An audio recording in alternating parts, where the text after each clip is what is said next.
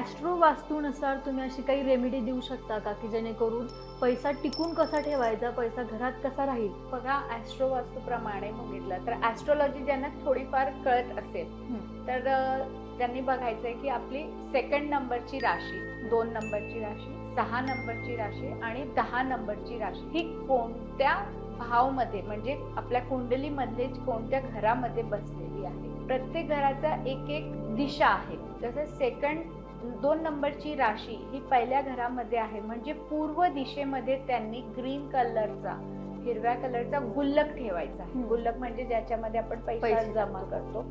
तर तिथे त्यांनी तो ठेवला तर काय होणार आहे, पैसा हा त्याच्यामध्ये सेव्ह होईल. त्याच्यानंतर 6 नंबरची जी राशी आहे ही कुठे बसलेली आहे ते बघायचं आहे. तिथे काय करायचं आहे तुम्हाला, तर तिथे तुम्ही घड्याळ लावू शकता किंवा चेकबुक ठेवा, तो ठेवायचा आहे.